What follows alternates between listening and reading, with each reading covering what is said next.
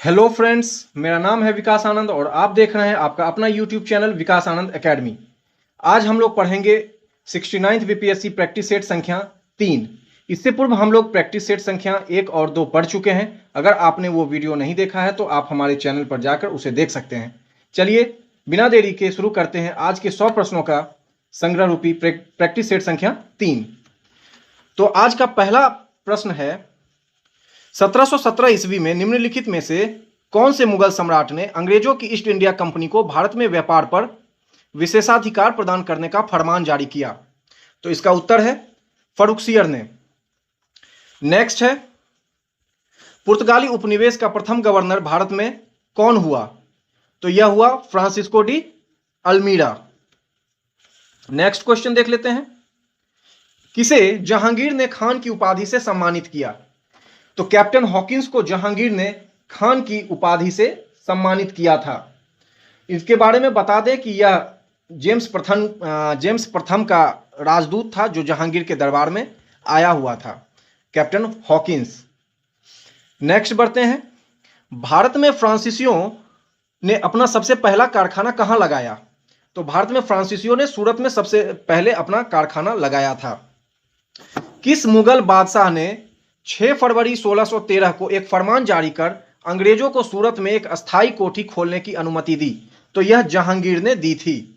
Next question है, वह कौन सा युद्ध निर्णायक युद्ध था जिसमें फ्रांसीसी हार गए और अंग्रेजों की सर्वोच्चता स्थापित हो गई? तो यह वांडीवास का युद्ध 1760 था। नेक्स्ट देखते हैं, नागर, द्रविड़ और बेसर क्या है? तो यह भारतीय मंदिर वास्तु की 3 मुख्य शैलियां हैं। नागर जो कि उत्तर भारत की शैली है, द्रविड़ दक्षिण भारत की मंदिर वास्तु शैली है और बेसर इन दोनों का मिश्रण है। नेक्स्ट देखते हैं, हड़प नीति यानी कि डॉक्ट्रिन ऑफ लैप्स के अंतर्गत कौन से भारतीय राज्य कब्जे में किए गए थे? तो यह झांसी, नागपुर और सतारा थे।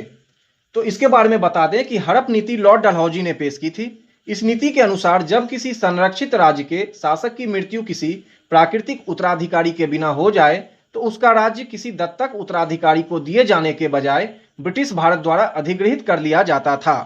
तो इसके तहत झांसी, नागपुर और सतारा को अपने कब्जे में ले लिया गया। नेक्स्ट है, किस सिख गुरु ने फारसी में जफरनामा लिखा? फारसी में जफरनामा लिखा गुरु गोविंद सिंह ने। नेक्स्ट देखते हैं, सुगौली की संधि 1816 ईस्वी में किन के बीच संपन्न हुई थी? तो सुगौली की संधि ईस्ट इंडिया कंपनी और नेपाल के बीच संपन्न हुई। नेक्स्ट है, सुरक्षा प्रकोष्ठ नीति यानी कि रिंग फेंस पॉलिसी किससे संबंधित है? तो यह वॉरेन हेस्टिंग से संबंधित है। रिंग ऑफ फेंस नीति का उद्देश्य था बफर जोन बनाकर ईस्ट इंडिया कंपनी की सीमाओं की रक्षा करना और इसके लिए विभिन्न राज्यों से पैसे वसूल किए जाते थे। नेक्स्ट है, भारत पर आक्रमण करने वाले किस ईरानी शासक को ईरान का नेपोलियन कहा जाता है? तो ईरान का नेपोलियन नादिर शाह को कहा जाता है। नेक्स्ट है, अंग्रेजी शासनकाल में भारत का कौन सा क्षेत्र अफीम उत्पादन के लिए प्रसिद्ध था? तो बिहार एक ऐसा क्षेत्र था जो अफीम उत्पादन के लिए प्रसिद्ध था। नेक्स्ट है, भारत में आधुनिक शिक्षा का जन्मदाता किसे कहा जाता है? तो चार्ल्स ग्रांट को आधुनिक शिक्षा का जन्मदाता कहा जाता है। यह एक ब्रिटिश लोक सेवक था जिसने एक परफॉर्मा दिया था कि आधुनिक शिक्षा कैसी होनी चाहिए भारत में। बाद में 1835 ईस्वी में लॉर्ड मैकाले ने पूर्णतः आधुनिक शिक्षा को, अंग्रेजी शिक्षा को भारत में लागू कर दिया। नेक्स्ट देखते हैं, अखिल भारतीय व्यापार संघ कांग्रेस यानी कि AITUC, all India trade union Congress का प्रथम अध्यक्ष कौन था? तो इसके प्रथम अध्यक्ष लाला लाजपत राय थे। नेक्स्ट देखेंगे, 1857 के विद्रोह का तात्कालिक कारण क्या था? तो चर्बी वाले कारतूसों का प्रयोग आरंभ करना। ब्रिटिश सरकार ने भारतीय सैनिकों को चर्बी वाले कारतूस काटने के लिए कहा था, जिसे भारतीय सैनिकों ने अपने धर्म पर कुठाराघात माना और विद्रोह किया। नेक्स्ट है, निम्न में से कौन सा आयोग 1857 का विद्रोह दमन के बाद भारतीय फौज के नव संगठन से संबंधित है? तो यह पील आयोग था। पील आयोग जो कि जोनाथन पील की अध्यक्षता में इसने कार्य शुरू किया। तो 1857 के सैनिक विद्रोह के बाद ऐसे सैनिकों की भर्ती की जाने लगी देश में जो ब्रिटिश सरकार के प्रति वफादार हों और अपना काम बहुत ही तरीके से सही तरीके से करें। नेक्स्ट देखते हैं, भारतीय सिविल सेवा यानी कि आईसीएस में चुने गए पहले भारतीय का नाम क्या था? तो सत्येंद्र नाथ टैगोर पहले भारतीय थे जो सिविल सेवा में चुने गए थे। नेक्स्ट है, किसने कहा था कांग्रेस पतन के लिए लड़खड़ा रही है, मेरी सबसे बड़ी अभिलाषा है जब तक मैं भारत में हूं कांग्रेस की शांतिपूर्ण समाप्ति में सहयोग करना है? तो यह कथन था लॉर्ड कर्जन का। भारतीय क्रांति की जननी, the mother of Indian revolution किसे कहा गया है? तो मैडम भिखाजी रुस्तम कामा को कहा गया है। इन्होंने ही स्टुटगार्ट जर्मनी में 1907 में प्रथम बार विदेश में भारत का झंडा लहराया था। नेक्स्ट क्वेश्चन है, 11 दिसंबर 1946 को किसे संविधान सभा का अस्थायी अध्यक्ष चुना गया था? तो इसका उत्तर है डॉक्टर राजेंद्र प्रसाद को। भारतीय संविधान की प्रस्तावना में भारत को किस रूप में घोषित किया गया है? तो एक प्रभुत्व संपन्न समाजवादी धर्मनिरपेक्ष प्रजातांत्रिक गणराज्य के रूप में। भारतीय संविधान को संविधान सभा द्वारा अंगीकृत कब किया गया था? तो भारतीय संविधान के द्वारा इसे 26 नवंबर 1949 को अंगीकृत किया गया था। संविधान को बनने में 2 वर्ष 11 माह और 18 दिन का समय लगा था। नेक्स्ट है, निम्न में से किस तिथि को भारतीय संविधान लागू किया गया था? तो यह 26 जनवरी 1950 को पूर्णतः लागू कर दिया गया और उसी दिन भारत एक गणतंत्रात्मक गणराज्य बना। भारतीय संविधान में राज्य नीति के निर्देशक सिद्धांतों की संकल्पना कहां से अंगीकार की गई है? तो यह आयरलैंड और स्पेन से लिए गए हैं। नेक्स्ट है, हमारे संविधान में मूल अधिकार किस संविधान से प्रेरित है? तो यह अमेरिकी संविधान से प्रेरित है। भारत में जो मूल अधिकार है वो अमेरिकी संविधान से प्रेरित है। नेक्स्ट है, भारतीय संविधान के किस अनुच्छेद के अंतर्गत भाषण एवं अभिव्यक्ति की स्वतंत्रता के अधिकार की गारंटी दी गई है? तो यह अनुच्छेद 19 के तहत भाषण एवं अभिव्यक्ति की स्वतंत्रता की गारंटी दी गई है। नेक्स्ट है, भारतीय संविधान का कौन सा अनुच्छेद नई अखिल भारतीय सेवा की स्थापना का प्रावधान करता है? तो अनुच्छेद 312 में 3 अखिल भारतीय सेवाओं की स्थापना का प्रावधान है। यह है आईएएस, आईपीएस एंड आईएफएस, ये 3 सेवाएं हैं। नेक्स्ट है, भारतीय संविधान के किस अनुच्छेद में निर्वाचन आयोग के लिए प्रावधान है? तो अनुच्छेद 324 में निर्वाचन आयोग का प्रावधान है जो देश में एवं राज्यों में चुनाव प्रक्रिया को संचालित करती है। नेक्स्ट है, भारतीय संविधान में समानता का अधिकार 5 अनुच्छेदों द्वारा प्रदान किया गया है। यह कौन से अनुच्छेद हैं? तो यह अनुच्छेद 14 से अनुच्छेद 18 तक इसका वर्णन किया गया है, जिसमें कानून के समक्ष समता, धर्म, वंश, जाति, लिंग एवं जन्म स्थान के आधार पर भेदभाव का निषेध एवं रोजगार में समान अवसर आदि शामिल किए गए हैं। तो नेक्स्ट है, एक भारतीय राज्य के रूप में बिहार कब बना? तो वर्ष 1912 में बिहार का गठन किया गया था बंगाल से तोड़कर। नेक्स्ट है, उसके बाद भारतीय संविधान का कौन सा अनुच्छेद छुआछूत उन्मूलन से संबंधित है? तो अनुच्छेद 17 छुआछूत उन्मूलन से संबंधित है।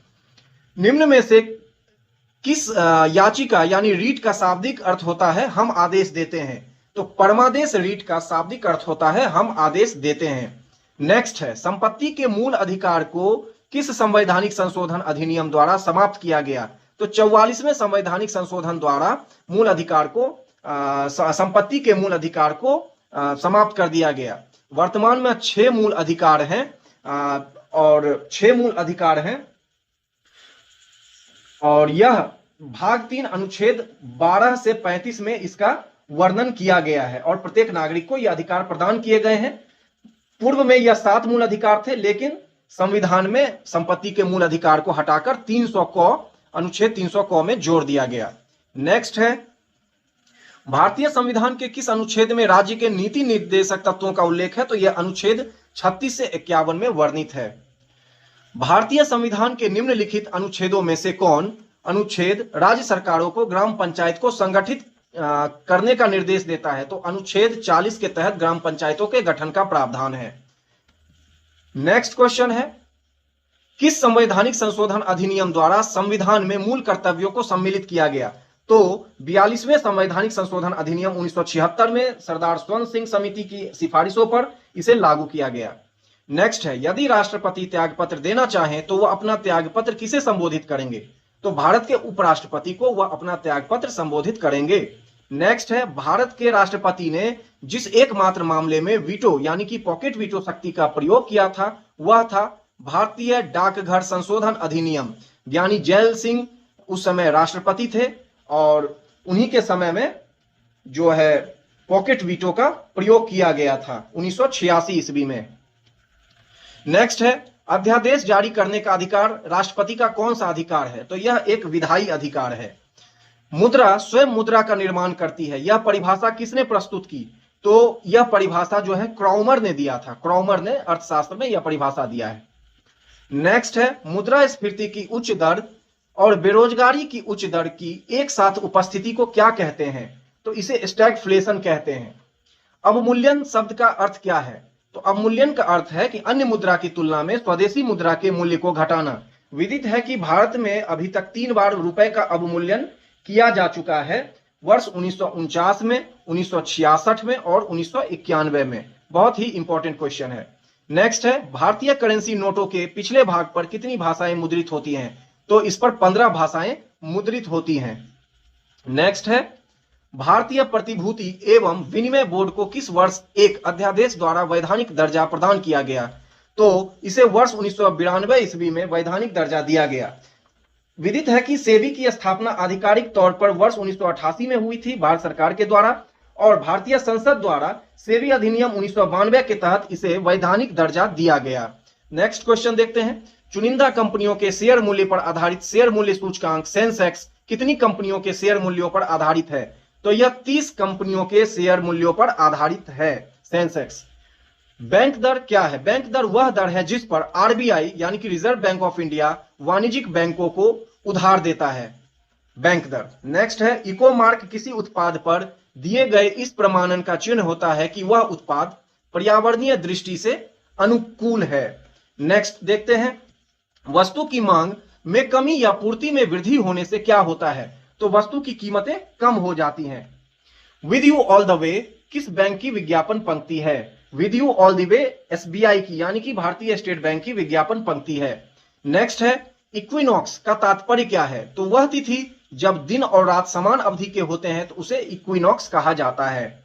नेक्स्ट क्वेश्चन है, अपनी धुरी पर सूर्य की ओर अधिक झुकाव के कारण निम्न में से कौन सा ग्रह लेटा हुआ ग्रह के उपनाम से जाना जाता है? तो अरुण ग्रह यानी कि यूरेनस को लेटा हुआ ग्रह भी कहा जाता है। यह अपने अक्ष पर 97.77 डिग्री झुका हुआ होता है। यही कारण है कि जहां सभी ग्रह अपने अक्ष पर लट्टू की तरह घूमते हैं तो यह लुढ़कती हुई गेंद की तरह प्रतीत होने लगता है। नेक्स्ट है, ब्लू मून क्या है? ब्लू मून महीने में आने वाला दूसरा पूरा चांद को ब्लू मून कहा जाता है। नेक्स्ट है, मोना लोआ उदाहरण है कैसी ज्वालामुखी का? तो यह सक्रिय ज्वालामुखी का उदाहरण है मोना लोआ। ज्वालामुखी रिंग ऑफ फायर या घेरा किस महासागर से संबंधित है? यह प्रशांत महासागर में, रिंग ऑफ फायर प्रशांत महासागर में स्थित है। नेक्स्ट देखते हैं, निम्न में से कौन सी वातावरणीय परत सूर्य की पराबैंगनी किरणों को अवशोषित कर लेती है? तो यह ओजोन मंडल जो है सूर्य की जो पराबैंगनी किरणों को यह अवशोषित कर लेती है। नेक्स्ट है, गरजता चालीसा, प्रचंड पचासा एवं चीखता साठा क्या है? तो यह दक्षिणी गोलार्ध में बहने वाली पश्चिमी पवनें हैं। नेक्स्ट है, टी मापक यानी कि टी स्केल पर निम्न में से किसका मापन किया जाता है? तो चक्रवातों की शक्ति का मापन टी स्केल पर किया जाता है, टी स्केल पर। नेक्स्ट है, रेगिस्तान में बादल बरसते नहीं हैं, क्यों? तो यह निम्न आर्द्रता के कारण रेगिस्तान में बादल नहीं बरसते हैं। उसके बाद नेक्स्ट क्वेश्चन है, विक्टोरिया झील किन अफ्रीकी देशों के मध्य में स्थित है? तो तंजानिया, केनिया एवं युगांडा के मध्य में विक्टोरिया झील अवस्थित है। आपको पता होगा कि जो विश्व की सबसे लंबी नदी है वह है नील नदी और वह विक्टोरिया झील से ही उसका उद्गम है और अंत में वह भूमध्य सागर में जाकर मिल जाती है। विक्टोरिया झील विश्व की सबसे बड़ी उष्णकटिबंधीय झील भी है, इसे याद रखना है। तो अब आगे देखेंगे, निम्न में से किसको पर्ल ऑफ साइबेरिया कहा जाता है? तो पर्ल ऑफ साइबेरिया यानी कि साइबेरिया का मोती बैकाल झील को कहा जाता है। बैकाल झील विश्व की सबसे गहरी झील है और यह रूस में अवस्थित है। नेक्स्ट देखते हैं, टिटिकाका झील कहां अवस्थित है? तो यह बोलीविया एवं पेरू की सीमा पर स्थित है। टिटिकाका झील दक्षिणी अमेरिका महाद्वीप में टिटिकाका झील अवस्थित है। नेक्स्ट है, भी आकार की घाटी किससे बनती है? तो भी आकार की घाटी नदियों से बनती है, नदियों के तीव्र प्रवाह से भी आकार की घाटी बन जाती है। नेक्स्ट देखेंगे, ड्रमलिन के बारे में क्या सत्य है? ड्रमलिन के बारे में क्या सत्य है? तो यह हिमानी क्षेत्रों की उल्टी नाव के आकार की स्थलाकृति है, drumlin, very very important. Next है, सारगेसो सागर कहां अवस्थित है? तो सारगेसो सागर उत्तरी अटलांटिक महासागर में अवस्थित है। नेक्स्ट क्वेश्चन है, भूमध्य सागर एवं अटलांटिक महासागर को जोड़ने वाली जल संधि कौन सी है? तो यह जिब्राल्टर जल संधि है जो भूमध्य सागर एवं अटलांटिक महासागर को आपस में जोड़ती है। नेक्स्ट देखते हैं, विश्व की सबसे तेज बहने वाली महासागरीय जलधारा कौन है? तो गल्फ स्ट्रीम जलधारा विश्व की सबसे तेज बहने वाली महासागरीय जलधारा है। नेक्स्ट है, विश्व की सबसे बड़ी प्रवाल भीति यानी कि कोरल रीफ निम्नलिखित देशों में से किस एक के तट के निकट पाई जाती है? तो यह ऑस्ट्रेलिया में प्रवाल भीति पाई जाती है। नेक्स्ट है, विश्व का सबसे गहरा महासागरीय गर्त कौन है? तो मेरियाना ट्रंच जो है, सॉरी मेरियाना गर्त, मेरियाना ट्रंच भी इसको बोलते हैं, यह विश्व का सबसे गहरा महासागरीय गर्त है, याद रखेंगे इसको। नेक्स्ट देखेंगे, थ्री गॉर्जेस डैम किस नदी पर निर्मित है?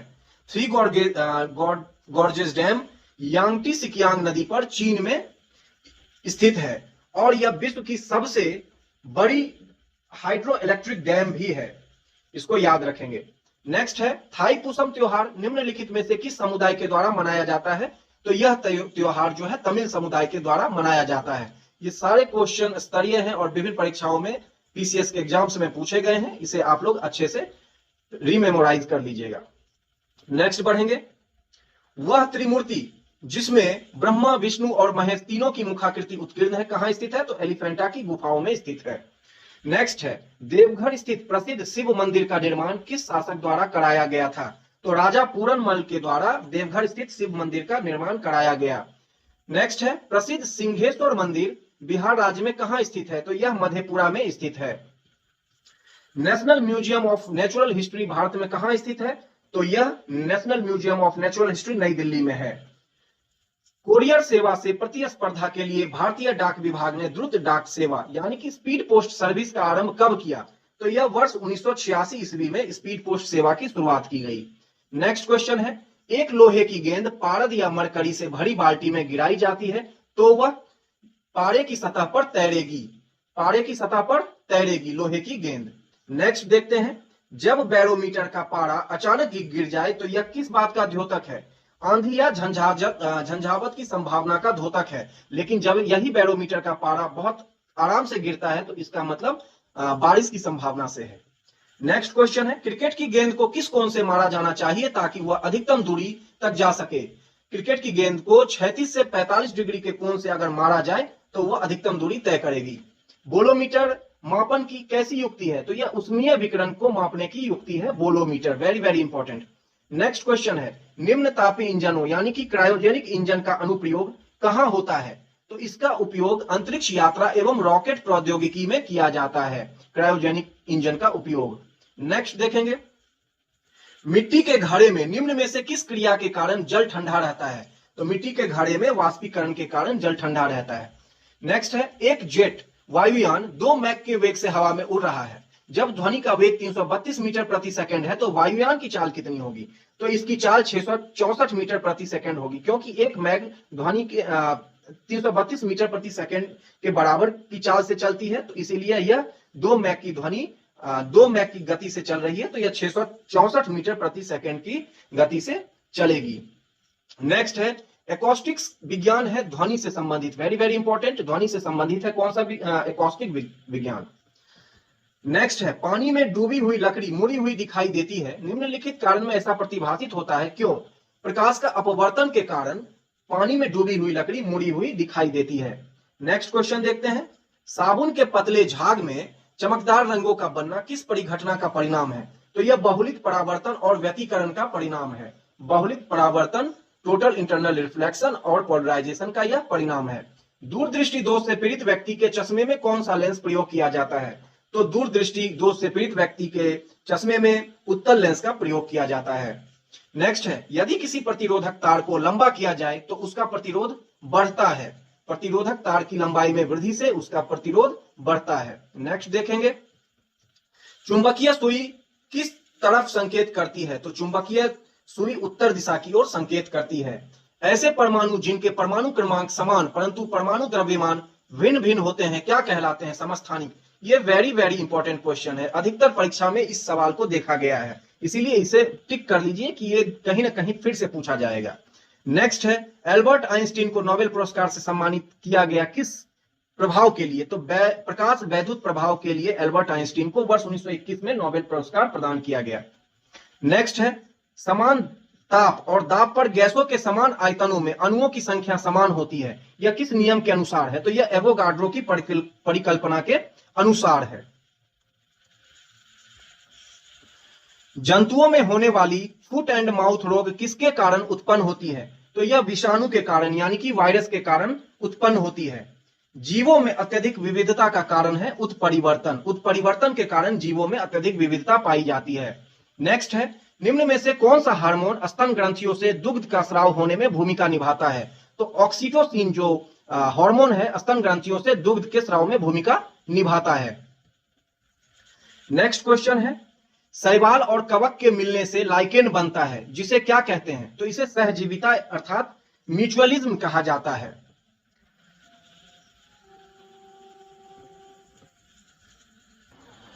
नेक्स्ट है, प्रतिवर्ती क्रियाओं का नियंत्रण केंद्र कहां पर है? तो यह कशेरुक रज्जु में यानी कि स्पाइनल कॉर्ड में प्रतिवर्ती क्रियाओं का नियंत्रण केंद्र है। नेक्स्ट है, कच्चे फलों को कृत्रिम रूप से पकाने के लिए प्रयोग में लाई जाने वाली गैस का क्या नाम है? तो इसे एसिटिलीन गैस कहते हैं। कृत्रिम रूप से पकाने के लिए कच्चे फलों को एसिटिलीन गैस का प्रयोग होता है, जबकि प्राकृतिक रूप से फलों को पकाने में एथिलीन गैस का प्रयोग किया जाता है। Very very important question. Next देखते हैं, जल से बाहर निकल जाने पर मछलियां मर जाती हैं क्योंकि वह श्वास नहीं ले पाती हैं। मछलियां जलीय ऑक्सीजन को तो अवशोषित कर लेती है लेकिन गैसीय ऑक्सीजन को अवशोषित नहीं कर पाती हैं और मर जाती हैं। नेक्स्ट है, मायोग्लोबिन में कौन सी धातु होती है? तो मायोग्लोबिन में लोहा धातु होती है। नेक्स्ट और अंतिम प्रश्न है, बिहार दिवस किस तिथि को मनाते हैं? तो यह 22 मार्च को मनाया जाता है। विदित है कि 22 मार्च 1912 को एक अधिसूचना के माध्यम से बिहार को एक नया राज्य बंगाल से अलग करके घोषित किया गया था। इसी तिथि को याद रखने के लिए 22 मार्च को बिहार दिवस मनाया जाता है। तो ये थे 100 प्रश्नों का संग्रह बीपीएससी के लिए। आप लोगों को यह निश्चित ही अच्छा लगा होगा। आप हमारे चैनल विकास आनंद एकेडमी को लाइक कीजिए, सब्सक्राइब कीजिए और वीडियो को शेयर भी कीजिए। आप लोगों का मेरे चैनल पर आने के लिए बहुत बहुत धन्यवाद। हमारे रेगुलर वीडियोज आएंगे, आप लगातार उन्हें देखें। तब तक के लिए नमस्कार, बाय बाय।